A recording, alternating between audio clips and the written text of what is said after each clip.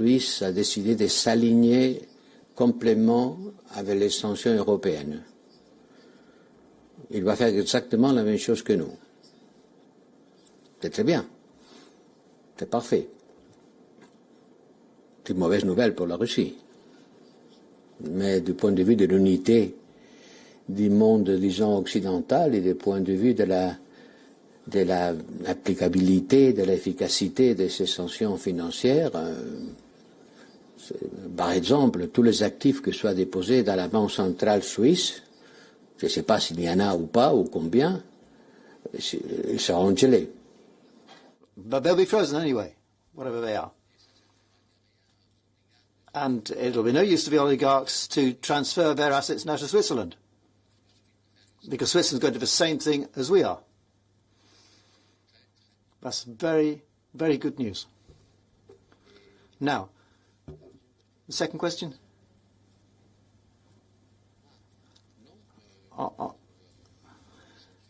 The sanction would allow him to travel to there are diplomatic exceptions.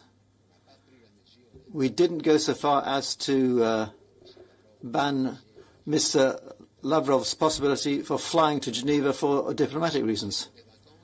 If it's for holidays, no, he can't. Is this Naomi? Yes, please, you have the floor. Hi, thanks very much. And Naomi O'Leary, Irish Times. I have two quick questions, if I could, High Representative. The first one is about cyber attacks. Can you confirm any cyber attacks of Russian origin? For example, we've had a major attack on Toyota, as one example. The second question is about hidden assets.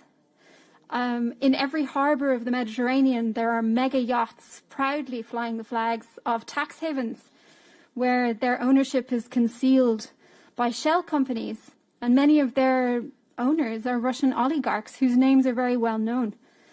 How will we identify the ownership of those? Will they be affected? Will they be seized? And what about cryptocurrencies? Are there any steps taken, given the design of crypto, to be peer-to-peer and to evade regulation? Thank you. I'm not aware, and I don't have any information about the attack on a specific company. But there have been cyber attacks against various ministries in Ukraine and against the media in Ukraine. Obviously, Russia is launching cyber attacks. I'm not aware of this one that you've mentioned, but we are trying to help Ukraine fight these cyber attacks, and that will be part of the aid that we'll provide. Now, hidden assets, they're the subject of actions that were, sanctions that were approved. We'll have to locate them, and we will have to take action. I'm not going to go to European ports to try to pinpoint these yachts, but of course we have means to do that. Jean-Pierre, tu avais demandé la parole. Jean-Pierre, you had asked for the floor. Mr. High Representative, good afternoon.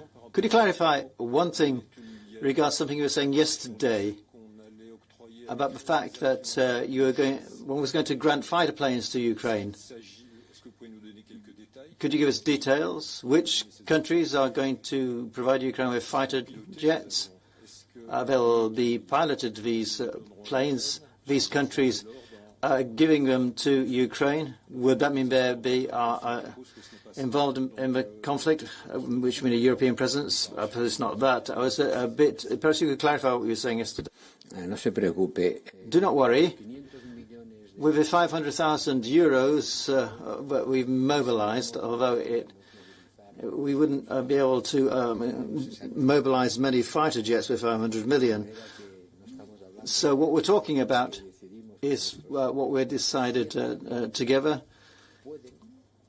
Members may, some European countries, if they want to, bilaterally can mobilize any kind of aid to help Ukraine to defend itself, and they also need aircraft. And that's a part of requests for aid that we have received from Ukraine. But they would have to be those European countries, if they have them, that have fighter jets which could be piloted by the Ukrainian Air Force pilots, who will then be using them in practice. Can I take another question? If it is easy, si es fácil, sí. Thomas, your question is easy or no? And fast. Tomasz Bielecki, Deutsche Welle, Gazeta Wyborcza. Yes, it would be easy. I was going to ask about fighter jets, but it answered. So, Hajrab, you've mentioned also yesterday about the Poland serving as a hub for this military help, EU help for the Ukraine. And today ministers decided, as you said, on creating the clearing. Emergency doors. In the event of a fire or an emergency which requires an evacuation, please use the west side emergency doors and the stairway next to the elevator banks. Those in the third and the fourth balconies, please use the stairway next to the elevator banks. I now invite representatives to stand and observe 1 minute of silent prayer or meditation.